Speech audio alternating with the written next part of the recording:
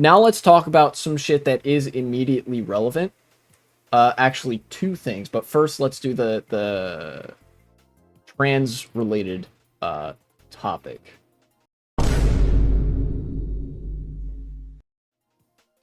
Where is it? I believe I saved the email. Yes, here we go. From Aaron in the morning. Groundbreaking study. Anti-trans state laws increase suicide attempts by 72%. That shit is not good.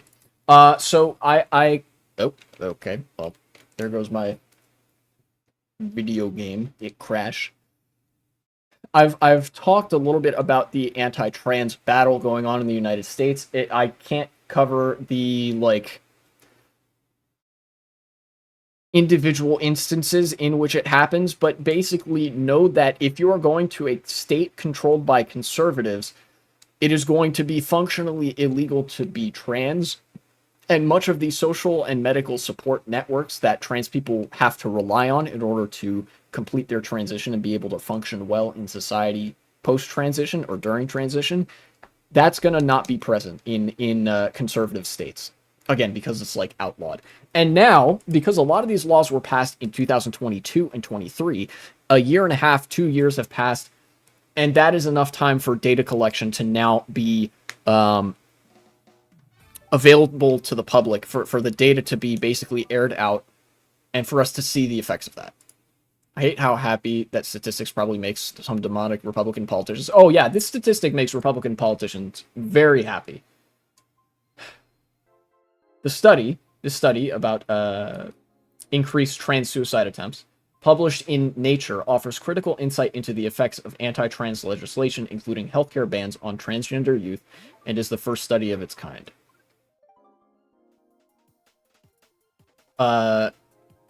Reiterating the headline, first paragraph reads, in a groundbreaking study published in Nature Human Behavior on Thursday, researchers found that anti-trans bans led to a 72% increase in suicide attempts among transgender individuals compared to states without such legislation. The study, which surveyed over 61,000 trans and NB individuals through multiple waves of questions directed by the Trevor Project, analyzed the state-level impact of anti-trans legislation. These bans primarily targeted gender-affirming care, bathroom access, and school policies. Had not been examined using this methodology before. The study's finding could have far-reaching international implications as more countries face pressure to implement similar restrictions on transgender people. You guys might remember there was a distinct phase of the sort of anti-trans right-wing talking points where they were sort of, there was one country that would cave to political pressure and use their medical institution to suppress trans care, and then that would be subsequently used as a perceived legitimate argument for similar transgender care restrictions in other countries. For example, the far right successfully, baselessly pressured the government of Sweden into suppressing trans care and banning it. Now, the government of Sweden did it, a reputable medical authority suppressed trans care. Why hasn't such and such medical authority in this other country done it? And on it goes. Due to the wide variation in laws and protections surrounding trans individuals across the U.S., roughly half of all states have enacted extreme anti-trans legislation, including bans on gender-affirming care. Meanwhile, the other half have passed no such laws, with many even expanding protections for trans people and their healthcare. This disparity allows researchers to treat the differing outcomes as a quote-unquote natural experiment, providing direct evidence that anti-trans bans cause harm in a way that few previous studies could achieve, evidence that the Trevor Project was collecting along the way. Same shit happened with 5G, really. I heard conservative arguments against it because Switzerland started to cave to pressure. Yeah. Oh, yeah. That's right, yeah. Yeah, and for anybody not familiar who's kind of outside of the field of the fields of scientific study, a natural experiment refers to basically an environment where certain political policies create ideal environments where you can compare and contrast otherwise similar conditions. Basically, it is an experiment that has been created through sort of passive or more natural means so that you don't need to explicitly construct said circumstances in a laboratory environment. You know, you can find suitable conditions to test something scientifically just out in the world. That's a natural experiment. The researchers found significant harm. States that passed anti-trans laws saw suicide rates attempt by up to 72% among trans and non-binary youth aged 13 to 17, and by 44% among those aged 13 to 24. Yeah, this had a very pronounced and disproportionate impact on kids specifically. And like you said, there are some Republican sickos that are really, really happy that trans kids are killing themselves because, in keeping with the fascist tendencies and narratives, it's all about controlling the lives and sexuality, particularly of children. And the more degenerate children die, the better for the fascists. Whether or not they openly admit it, that is the sort of underlying ideological current at play here. You know? And as you specified as well, it is right to pin the blame for this mostly on politicians, because like I said, as per consent manufacturing and whatever, a lot of people don't really care about trans issues in the US one way or the other. And in fact, most people in the United States, even a lot of conservatives, are relatively pro-trans. You know?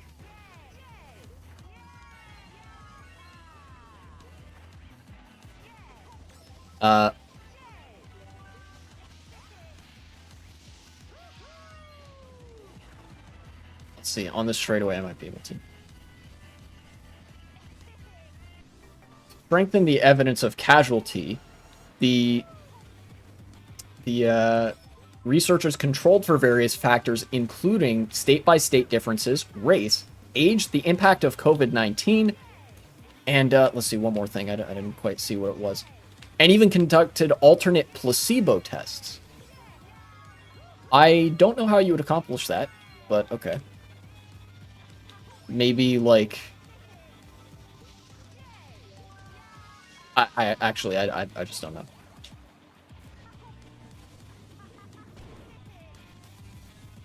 In explaining why youth aged 13 to 17 were more affected by anti-trans legislation, researchers highlighted healthcare bans, stating, quote, they may also rely on their parents or guardians to access gender-affirming healthcare or other vital resources.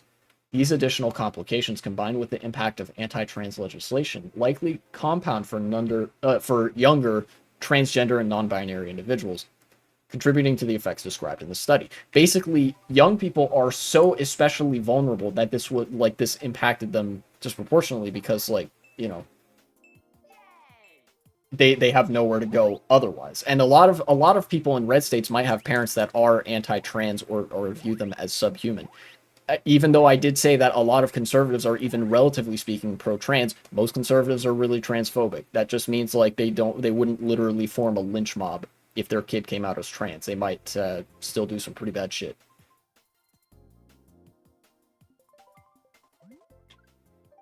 The increase is significant. According to the Trevor Project, 20% of transgender youth in America have attempted suicide at some point in their lives. Using the Williams Institute estimate of 300,000 transgender youth in America, anti-transgender legislation could account for an increase of tens of thousands of suicide attempts by transgender people. Thanks to the large sample size, researchers were able to gather enough data on a state-by-state level to significantly analyze the impact of legislation targeting trans youth, as demonstrated in a table there. You know people like that? Yeah.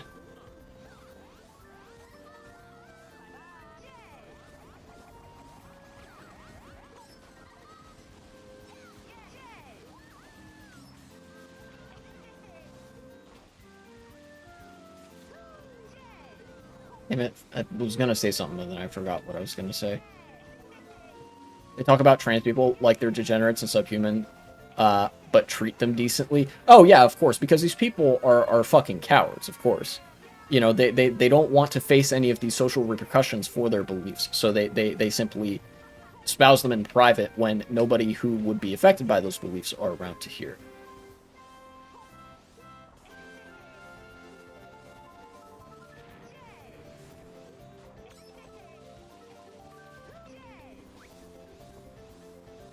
this, oh yeah, this is what I was gonna say. This policy is, these policies are genocidal in nature. The use, like, as you said, the fact that, like, this is clearly what they were aiming for is, like, disgusting, and I can only regard it with malice, right? Like, this is the kind of shit that you would do if your objective was to kill trans people in very large numbers. And clearly that's also the effect that it's having as well. You know, that, like, the suicide rates are increasing in the trans community.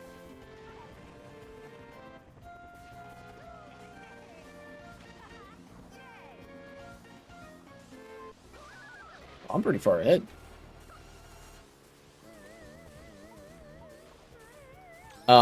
This is, like, you could use this as an argument many, many different ways. Like, on the one hand, like, the most crass thing I could see you doing is arguing that this is why you need to elect Democrats as opposed to Republicans. But the most important thing for me is that Republicans never be fucking allowed in public office ever again. This is, in my opinion, this is a very strong argument for banning the Republican Party from ever holding office again, is that their aspirations not only are overtly anti-democratic, but clearly revolve around killing large numbers of people with policymaking.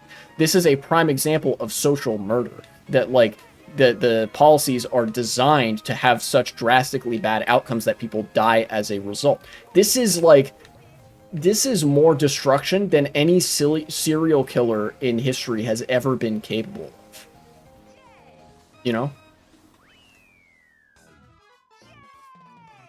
Like, white women be on their true crime shit and miss out on the fact that the real fucking villains of society are Republicans that casually write and sign bills into law that, like, necessitate that thousands of queer people die, like, additionally each year.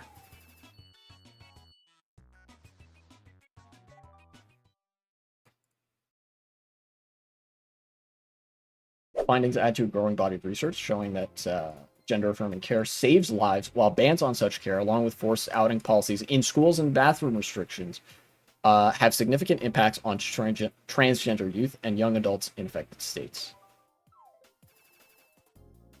A Cornell review of more than 51 studies determined that trans care significantly improves the mental health of transgender people. One major study even noted a 73% lower suicidality among trans youth who began care. A similar study found a 40% reduction in actual suicide attempts over the previous year. In a recent article from April of 2024, puberty blockers were found to significantly reduce depression and anxiety. And a similar, like, a randomized controlled trial in Australia, you know, a different country entirely, even showed a 55% reduction in suicidality for trans men able to start on testosterone. So, you know, a kind of a departure from the usual discourse, which revolves around trans women a lot in the U.S. and in the West in general. But, you know, shout outs to the trans guys out there too, because that shit is comes with its own struggles. You know? Yeah, it's like these policies are the policies that Republicans are pushing for, that a lot of conservatives and especially the far right are pushing for in Western countries about transgender people, are genocidal, because the intent is to, as you said, drive people into a corner and make their life otherwise unlivable. Give them a life so not worth living or so, like, hellish that they would opt to commit suicide, like, through intentionally constructed policy conditions. I wonder how much our country being socially conservative adds to our suicide statistics. Probably a significant amount. Social conservatism is all about the sort of violent enforcement of traditional norms and the isolation, especially, and control of youth. Seriously, like, you know, it's remarkable how similar conservative and fascist movements are to this respect. It's all about controlling the kids and enforcing a very authoritarian social structure of like, paterfamilias or whatever, enforcing the patriarchy, etc., that causes people to hate their lives. And when life is way more authoritarian, when you have less of a role in life, when it's more alienating, especially when you're part of the outgroup, suicidality goes up. So yes, on average, assuming similar economic circumstances, conservative societies will be more suicidal and more depressed and have a more pronounced mental health crisis than less conservative, more socially open, more left-leaning societies. You know?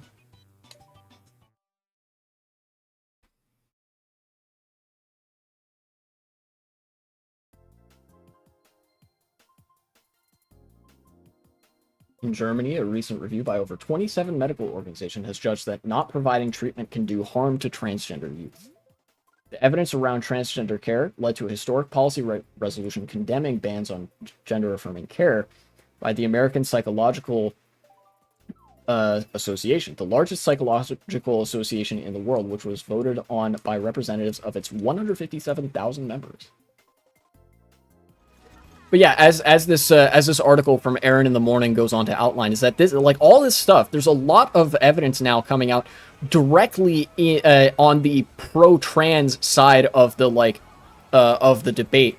Not that there wasn't already a pretty strong litany of evidence to support that, you know, trans care should be supported and not banned and shit like that.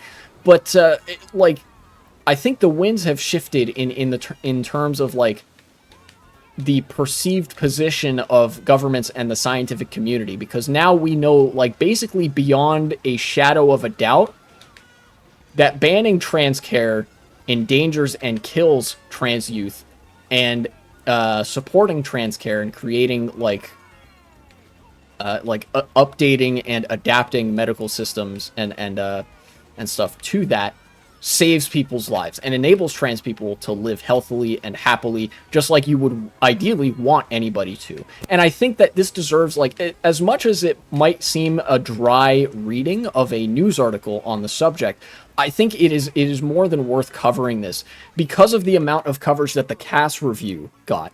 The Cass review was like a blatantly right-wing astroturfed, like, piece of medical hackery that was meant to sort of manufacture consent for governments to crack down on trans care.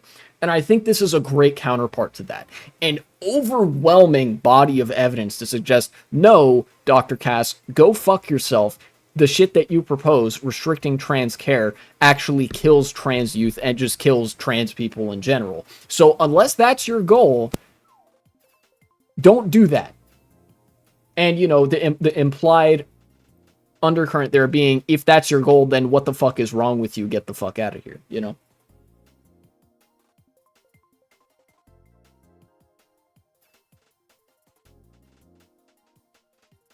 But of course, Aaron Reed always does really good work. I think old people just tend to be hateful. My grandpa's socially conservative as fuck.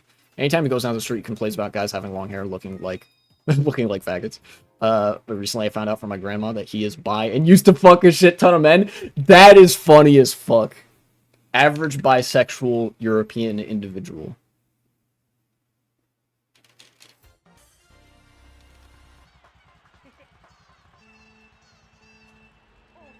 Yeah.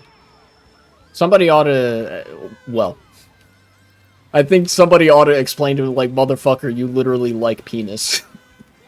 You know? And I'm not knocking him, because I like that shit too.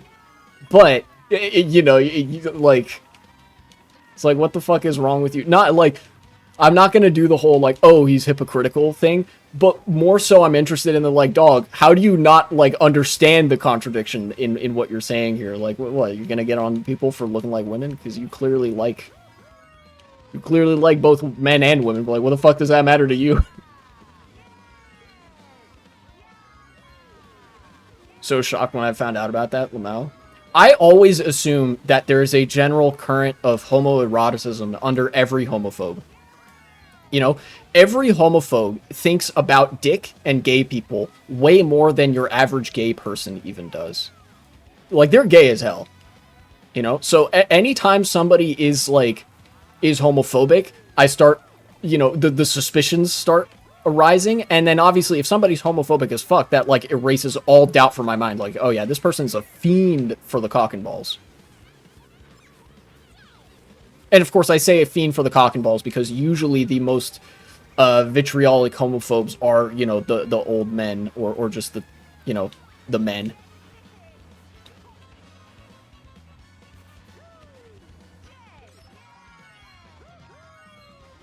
But anyways. What do I want to be, like, the last takeaway from that segment? Because I think I am going to make that a segment. You know, it's been a while since I did a nice segment on the political struggle of our trans comrades in America and elsewhere, evidently, as shown by this here study.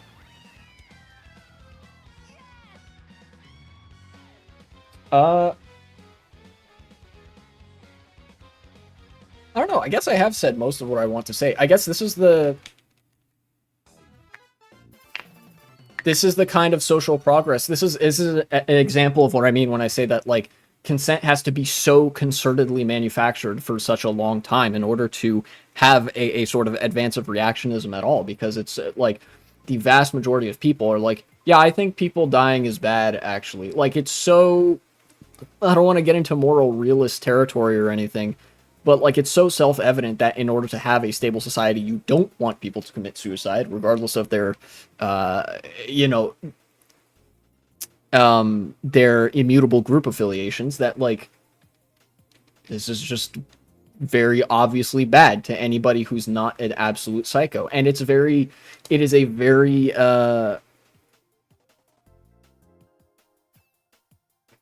like, convenient? I don't know. Look, what I'm trying to say is that Erin Reed does good work. She does good journalism. And this is unequivocally good news. It doesn't necessarily have any immediate legal consequences, right? Like, this is just scientific studies, and we know how much people in government listen to scientific studies, don't we, folks? But it does have consequences with respect to the discourse and how the issue will be talked about going forwards.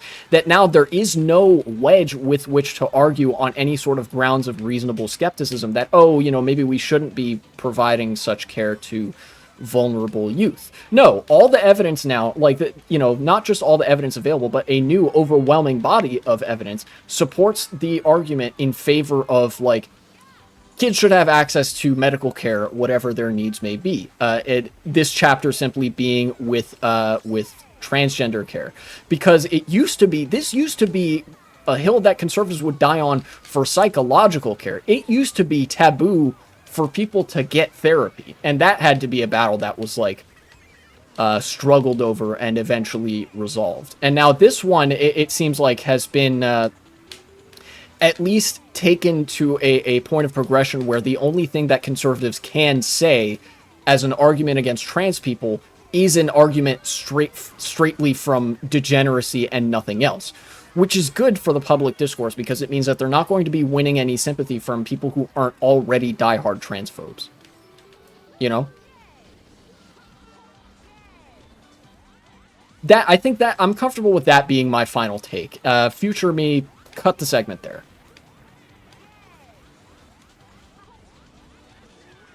Oh, and of course it helps that, like, Republicans, every time Republicans open their mouths about trans issues, they immediately get blown out in whatever election or referendum is coming up relating to that subject. You know, that's part of it too. Now cut the segment. Thanks for watching, and support the channel if you would be so kind.